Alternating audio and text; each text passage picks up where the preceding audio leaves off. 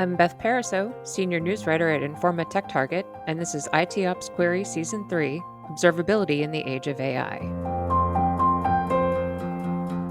Nandini Ramani, Vice President at Amazon Web Services, leads the search, observability, and cloud operations services for millions of AWS customers that rely on these services to maintain reliability and drive performance of their systems.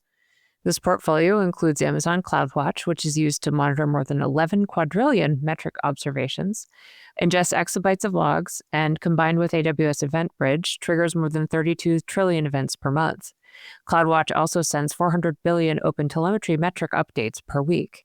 For more than 2 decades in the technology industry, Nandini has led design, development, and go-to-market strategies for global organizations like Twitter and Oracle, along with industry-transforming startups. Thanks so much for being with us today. Thank you for having me on, Beth. Happy to be here. In your time at AWS, how have you seen generative AI affect observability among customers?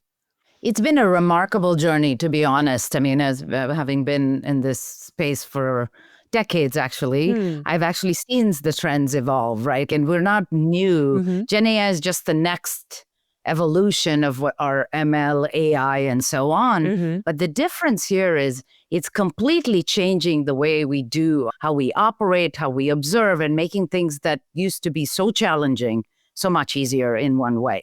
So if you think about modern architectures with their microservices, now we have ephemeral serverless functions and complex, intricate dependencies. So when you think about that, the traditional manual troubleshooting is incredibly challenging. And it's also time-consuming to have teams of DevOps engineers and SREs sift through volumes of data to go through logs, metrics, and traces from multiple services, stitch them together to get actionable insights across all of the sea of data. And it's becoming increasingly difficult in the modern times we live in when everything is an endpoint emitting some sort of telemetry. This is where generative AI comes in. And it addresses all of these challenges by vastly improving and rapidly analyzing these vast amounts of data, identifying patterns, which we humans can do as well, but it's just a lot more time consuming. And in many cases, humans can miss some of these patterns.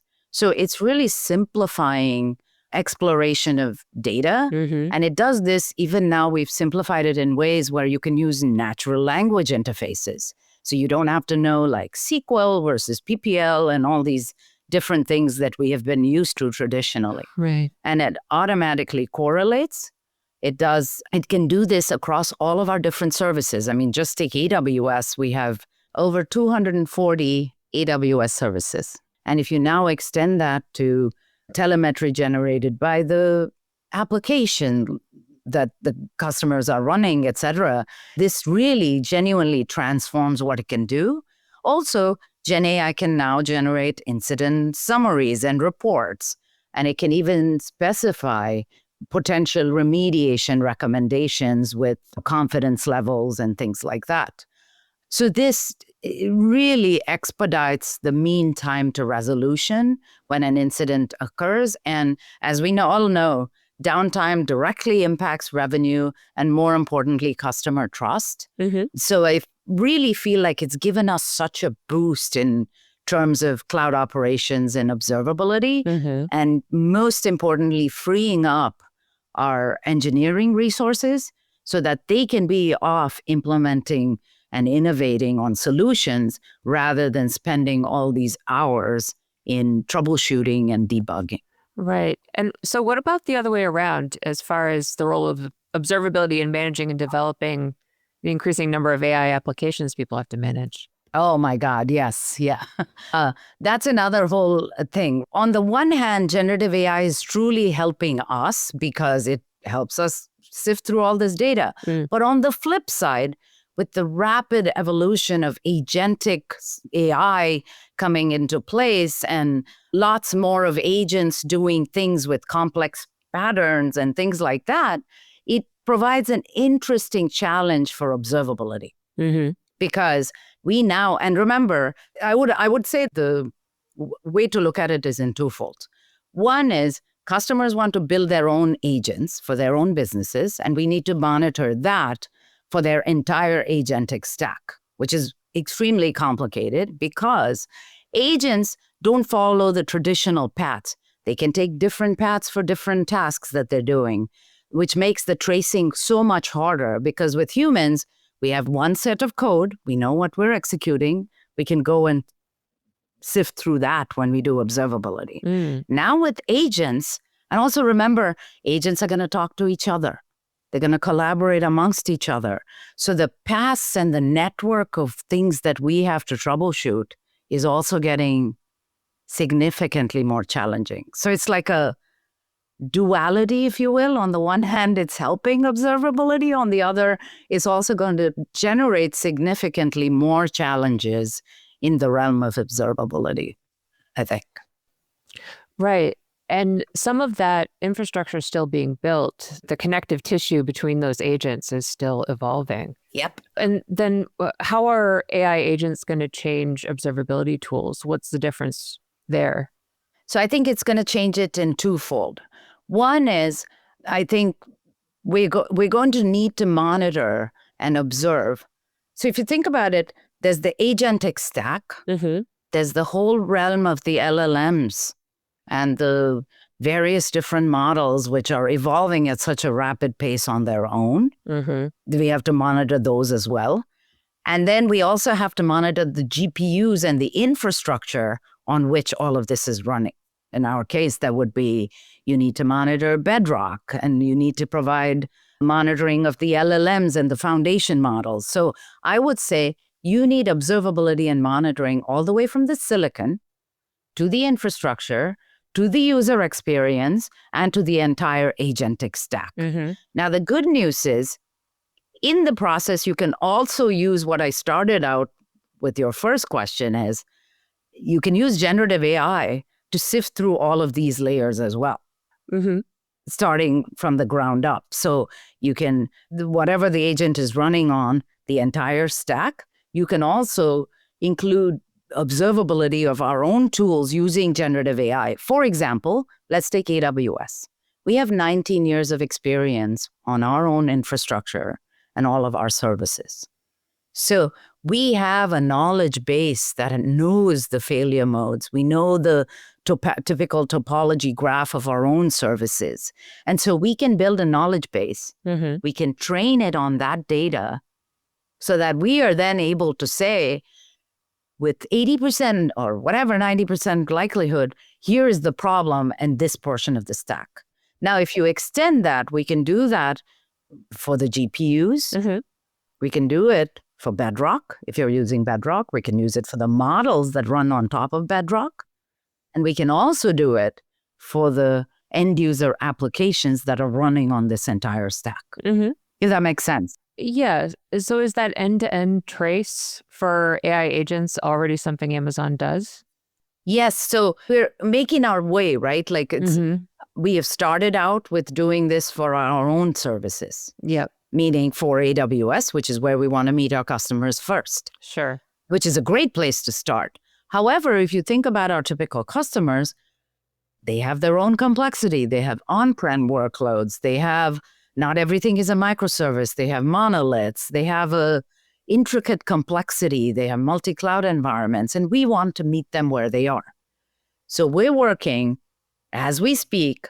And one other side caveat is the really excellent news is models are evolving at such a rapid pace that, and so are GPUs, the hardware and silicon is catching up so that compute is keeping up as well. So it is helping us and enabling us to sift through a lot of this far more easily than we could have in the past. So that's thing one. And thing two is our first thing is to do this for AWS services. But we are now taking it a step beyond to meet the customer where they can point this to any data of their choice so that they can then train and benefit from what we are providing to them in terms of observability for their entire stack as well. Would that require them to have something like Outposts on premises as well? Have an AWS? It doesn't have to be that way. They would have to, Okay. obviously, they would have to be an AWS customer to benefit Okay. from it, Right. obviously. But we will meet them where they are with whatever tools they're using, whatever software stacks they're using. That is the trajectory we believe. Observability, compliance, security, all of these are converging together in an agentic world. So obviously it's early, especially for agentic AI. What are the general challenges in AI and observability that the industry needs to solve? So let's see. When you think about it, I think it's twofold. First, customers who want to build agents for their own businesses, they have to monitor this entire agentic stack. That's one big challenge. The second is, but like I said, I think I would look at it multiple ways. One of the things that we see, our thesis, is that security, observability, and compliance are converging. And the reason I say this, end of the day, all of these use cases have multiple things in common. One is code is what generates vulnerabilities and things like that. So in the CI/CD flow is where you want to meet the developers where they are. That is thing one. Thing two, if you look at what we actually have to sift through in order to either troubleshoot when an alarm goes off or to model threat detections, whether it's with custom rules or other ways, you use the same VPC flow logs and WAF logs, and you're using the same data essentially to troubleshoot no matter which the use cases are. So our thesis is these worlds are converging, and all of them in an agentic world. Remember I said things are in real time because agents do things with complexity and at real-time speeds. You know, you don't have to go through the coding development lifecycle, et cetera. Agents will come and do 15 things at the same time. So we need faster incident response. And I think this is what has given rise to the DevSecOps category, if you will. I know that predates Gen AI, but we believe that's going to be even more critical in the trajectory of all of these things coming together. Now, once again, going back to the massive amounts of telemetry data that they are going to have, we're going to need observability tools as well as security tools that are more proactive, that are data-driven, and can do real-time, whether it's threat detection or monitoring health systems. We believe that that is going to be required. And the other benefit of this is also collaboration becomes better amongst these teams to have more efficient incident response and the ability to correlate security events with system behavior. Because end of the day, when you do have a threat analysis, you want to chase that back down to the root cause. What was the resource that caused it? Or trace it back to the code that actually generated the vulnerability and so on, right? So you need that closed loop system for both observability troubleshooting to say, hey, was the latency that was caused by this thing because of the latest deploy that we did? Did we introduce it in some of the latest application code that we just deployed? All of these things sort of tie back to the end developer, as well as the fact that it's all coming from the same sort of sources. That's, I think, one thing. Right. So how is AWS approaching that? What's the next thing that AWS will do to up its game there? Yeah, so as you can see, we take an approach of meeting the customers wherever they are. So if you look at Bedrock, for instance, we support all models. When they come, they can run on Bedrock, including our own Nova, of course. And we're doing the same thing by converging all the tooling that we have within AWS. And we've announced several things, both last reInvent and going forward, you're going to see a bunch of them, which bring in AI ops into investigations for observability and analytics, running like analytics for observability use cases. And we are doing the same thing if you watch the security space by running analytics and bringing things together for the agentic use cases. I want to take that minute to also say one more thing. Other thing that we've been doing, even prior to agentic becoming the rapid rise of agentic or Gen AI in general, is bringing things together rather than looking at them as individual services. We're starting to bring things together as solutions. Now, that is going to be even more powerful and more material in a Gen AI world than it was when we were already proactively doing it prior to the rise of Gen AI, if you will. So I would say watch this space because we have a lot coming. We have Reinforce right around the corner, and then lots more coming. But this is our general thesis of, in summary, I would say, building a performant, highly resilient application requires deeply integrated observability and security across the entire AI application stack. This is a thesis we believe in. So the combination of observability and security is something that we hear about from, Cisco Splunk, Datadog, Dynatrace. How does AWS plan to differentiate in that area? Yeah, we have a lot of the building blocks if you think about it, like AWS ourselves. Like we have a lot of the infrastructure. We have several products in the security space that we intend to bring together, leverage Gen AI. But at the same time, I want to underscore the point, we want to meet customers where they are. Meaning, we want to give them the ability to use our partner tools if that's what they choose, and continue to leverage our expertise in Gen AI so that they can, meaning, if you choose to use a third-party tool, we want to meet you where you are so you can point the agent that we will deliver at this data lake or wherever you choose to keep your data, and you can still query it through Splunk or whatever tool of choice you can do. At the same time, we will also have our own offerings through CloudWatch and OpenSearch, which is another exceptional log analytics tool.